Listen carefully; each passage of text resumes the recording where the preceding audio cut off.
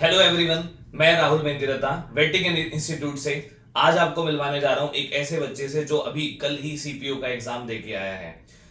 नाम है रजनीश और ये वेटिंग इंस्टीट्यूट के स्कॉलर्स बैच के विद्यार्थी हैं और सीपीयू एग्जाम की तैयारी कर रहे थे और कल ही इनका सीपीयू का एग्जाम हुआ है।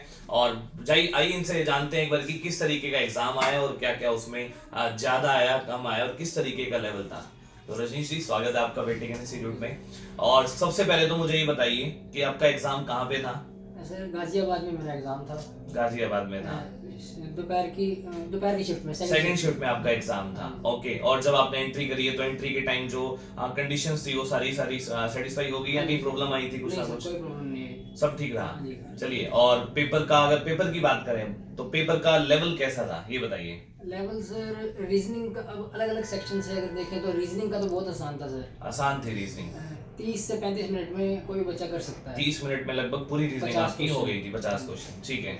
और इंग्लिश का भी लेवल वो कैब ज़्यादा था। वो कैब ज़्यादा आई थी। और जो ग्रामर का सेक्शन था वो कम था। ग्रामर कम थी तो वो कैब ज्यादा आती है बच्चों आजकल एग्जाम में, एसएससी में खासकर, ठीक है। और जीके सर ठीक थी, मुश्किल भी नहीं थी तो आसान भी नहीं थी। जीके का एवरेज लेवल था? हाँ जी सर। Okay okay. और मैथ्स मैथ्स का लेवल भी सर ठीक ही था। ठीक, कैलकुलेटिव, क्योंकि जैसे एसएससी में पेपर आ रहे हैं कि कैलकुलेशन आती है उसमें, आजकल कंसेप्ट थोड़े से आसान हो जाते हैं, कैलकुलेशन बढ़ जाती है। Yes, sir. तो कल वाले एग्जाम में क्या था, कैलकुलेशन आई थी ज्यादा या कंसेप्ट हार्ड थे? सर कैलकुलेशन ज़्यादा थी बहुत। ओके, और कैलकुलेशन वैसे तो ज्यादा बेसिक से थी। था सर।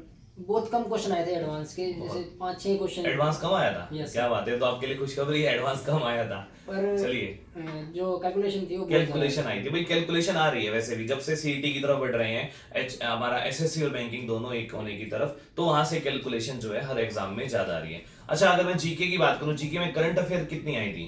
करंट सर, करंट की ही जो मतलब जून जुलाई पीछे अगस्त, इससे तो मुश्किल से एक क्वेश्चन आया होगा सर। लेटेस्ट जो अभी आया उससे हाँ, पहले वाला?